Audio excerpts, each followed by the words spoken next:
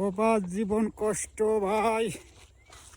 দেখতে পারতেছেন পাহাড় কি ভাই, ভাঙ্গা ভাঙ্গা ওটা লাগে নামা লাগে অবস্থা।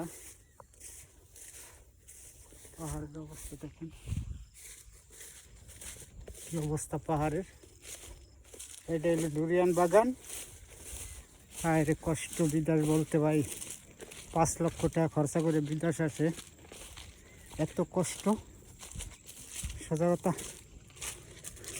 শরীরে আর কুলায় না। এই কষ্ট কি দেশে করে, এই বিদেশের থেকে টাকা বেশি কামাই করতে পারবো।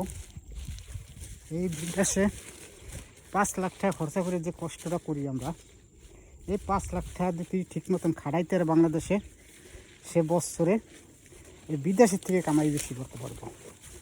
একটাই কি, বিদেশের টাকাটা এক লগে পাঠাই দিতে ওটা দেখা যায় অনেক, ওটা খরচা করেও কিছু জমান যায়। বাংলাদেশে কামাই কেউ করে সে খরচা উড়াই হেলায় সব। এই কারণে আর কি আমার কিছু করা যায় না।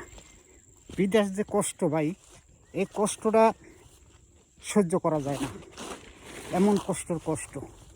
এই যে দেখেন, এই যে গায়ের চঙ্গা, এই চঙ্গা দেখতেছেন, এই চঙ্গা ভাই এখন গাছ উঠতে, ওই যে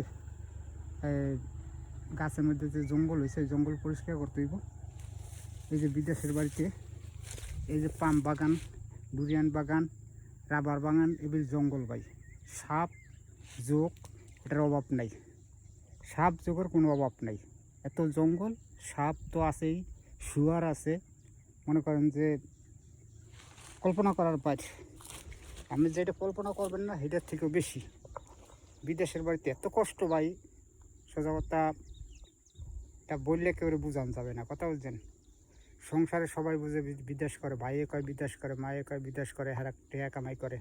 টেহা কামাই করতে যে কতটা কষ্ট, এটা নিজেরটা নিজেই মনে করেন, নিজের কষ্টটা কেউর কাছে শেয়ার করা যায় না।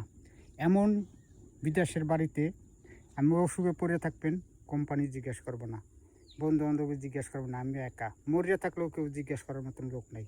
এটাই হলো প্রবাস। প্রবাস মানে কষ্ট, প্রবাস মানে যন্ত্রণা। এই যন্ত্রণার কোনো শেষ নেই। খোদা হাফেজ, আমরা ভালো থাকেন। আসসালামু আলাইকুম।